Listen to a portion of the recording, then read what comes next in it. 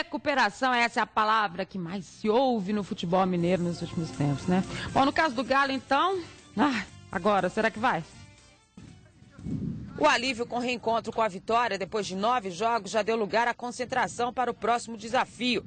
Na dura luta contra o rebaixamento no Brasileiro, o Atlético encara no sábado o Avaí, adversário direto contra o descenso, na Arena do Jacaré.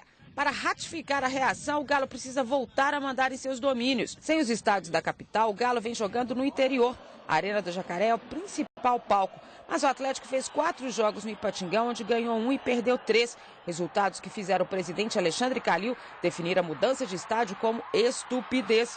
A vitória por 1-0 sobre o Atlético Paranaense em Curitiba foi sofrida, mas acabou com um jejum de 9 partidas sem vencer.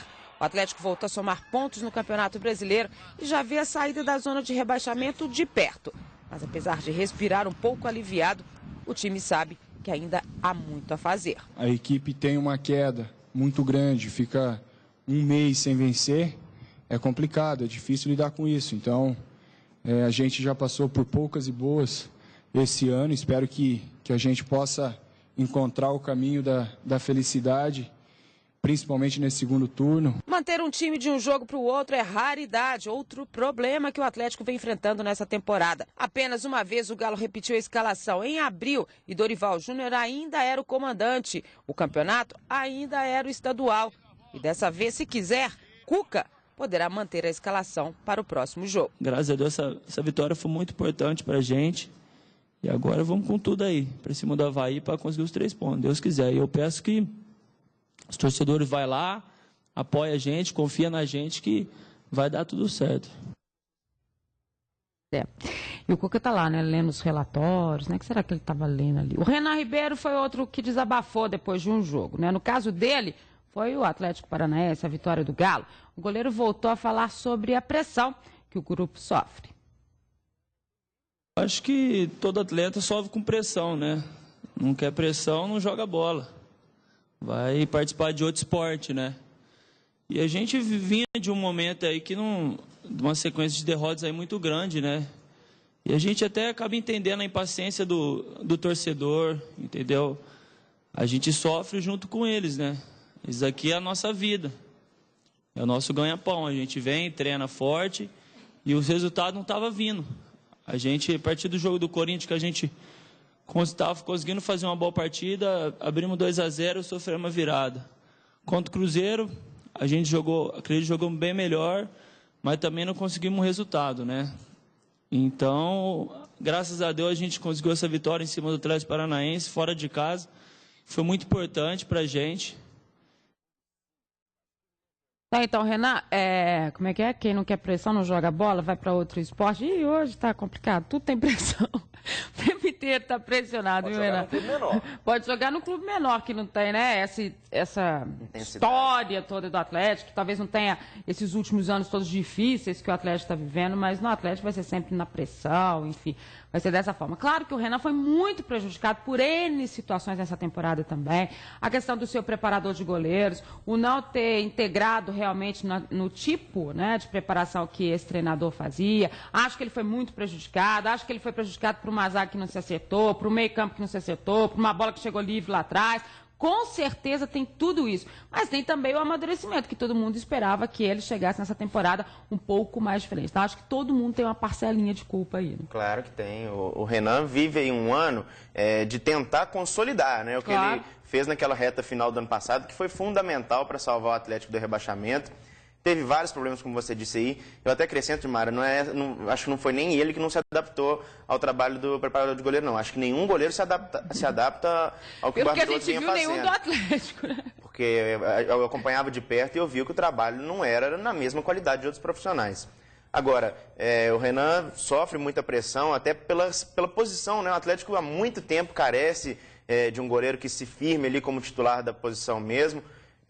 Teve aquele episódio na Arena do Jacaré, que depois do jogo contra o Atlético Paranaense ele desabafou. torcedor até pegou um pouquinho pesado, a gente ficou sabendo de críticas muito duras ao Renan ali no momento da falha, né? ofendendo a família dele. É legal a gente abrir um parênteses e dizer o seguinte para o torcedor.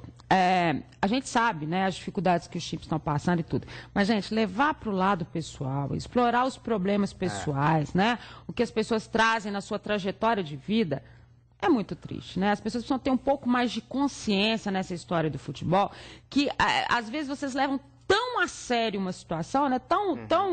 E que ultrapassam os limites. Aonde já se viu colocar para o goleiro do Atlético, atrás do gol, como a gente ficou sabendo, situações pessoais e gravíssimas e difíceis que ele está vivendo.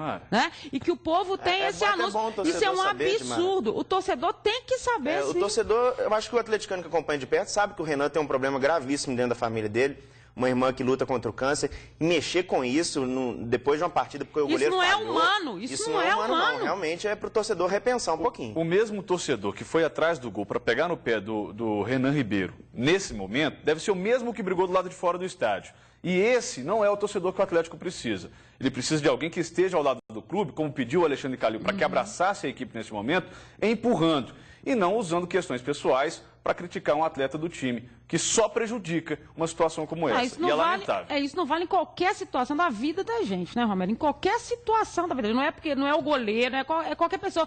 Isso não é humano fazer isso. O pessoal tem que entender um pouco melhor o que é o futebol, né? Tem até uma frase que eu gosto muito, que o futebol é a coisa mais importante entre aquelas coisas que não têm importância. Menos importante. Ou seja, não que o futebol não seja um patrimônio nacional, um patrimônio mundial, o esporte mais popular do mundo.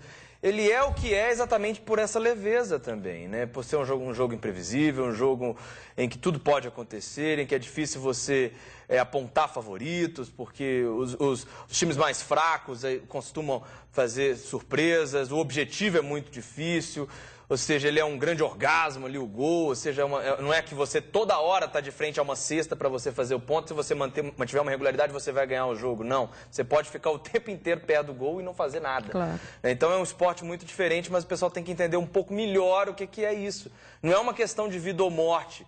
Ou seja, é uma diversão ainda. Ainda é uma diversão, é uma brincadeira. Morais, éticos, que ultrapassa da sociedade.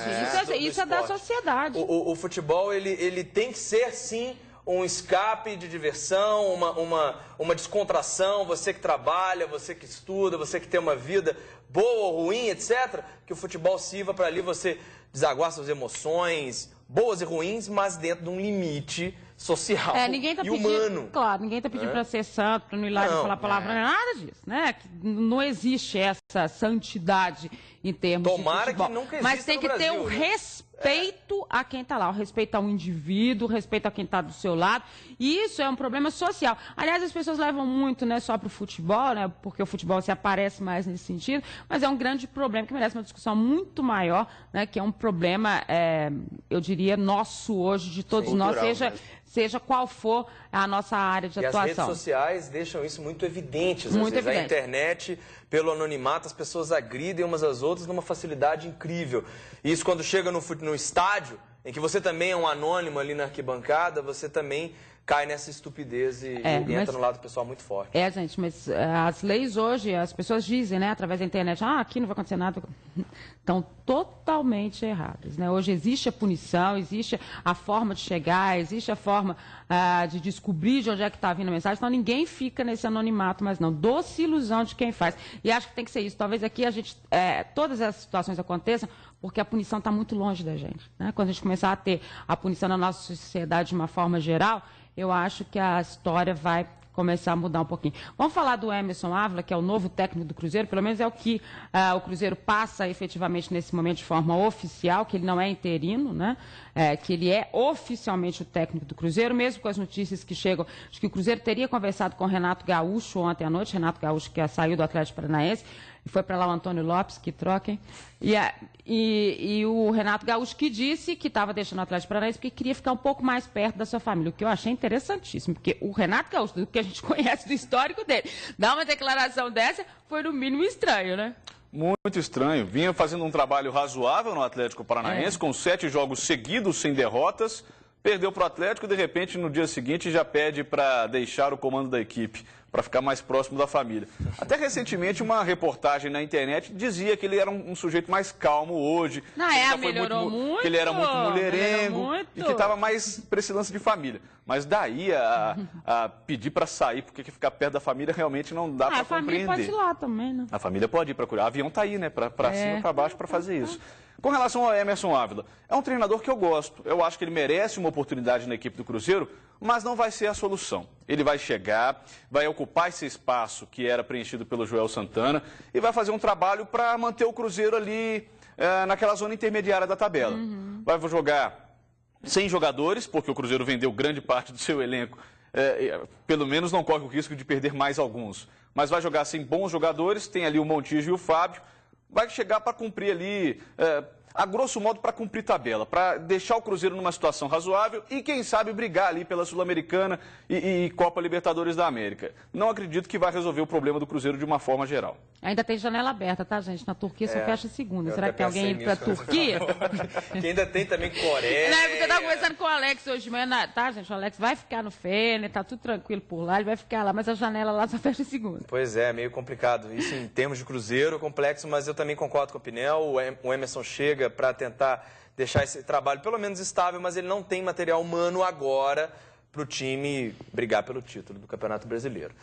Só conseguiria fazer isso se fosse um técnico muito diferenciado para trabalhar, para tirar... Muito experiente, muito experiente. É um Muricy, assim, daquela prateleira top no Brasil. Ainda hoje... não é, né? E pode chegar chegar a ser. Claro, faz um trabalho é muito interessante essa aposta, essa renovação. Quem sabe o Emerson fica até o final do ano, desenvolve um trabalho até acima da média e para o ano que vem é uma excelente aposta do Cruzeiro. Precisamos renovar também esse quadro de técnicos do Brasil, que está muito complicado. Mas tirar algo mais desse elenco para brigar pelo título, teria que ser um treinador muito diferenciado. Ele tá precisando arranjar, né, Felipe, uns topinhos, né? Tem top, não tá parecendo nada de novo. E o Emerson Ávila, pelo contexto que a gente conhece, o trabalho dele na base do Cruzeiro, né? O trabalho dele agora na seleção, nesse trabalho que ele faz na comissão técnica fixa do Cruzeiro, que é fantástico, a gente tem com certeza que apostar numa renovação.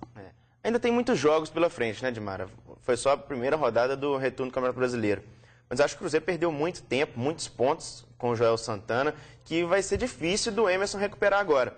Emerson é um grande treinador, conheço ele há muito tempo, fiz a cobertura do Cruzeiro durante muitos anos, sei do potencial dele, categoria de base, pode até fazer uma integração maior com o profissional.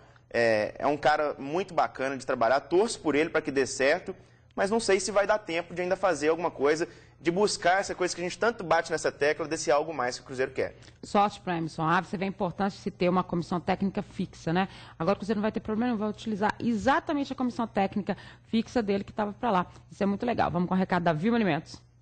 A Vilma Alimentos está com uma novidade que vai levantar as torcidas. É a linha de macarrão integral, que é rica em fibras e garante energia e saúde, para você combinar atividade física com alimentação saudável. E seja qual for o seu gosto. Espaguete, talharim, pena ou parafuso. A linha de massas integrais Vilma é prática, é saborosa e vai marcar um golaço no seu paladar. Afinal, faz bem feito quem faz com Vilma. Duvida? Então prove. Vilma Alimentos, com você sempre, nos bons momentos. Depois do intervalo é a vez do América, o 0-0 contra o Bahia. Não sai daí, olho no Minas Esporte, olho na Band.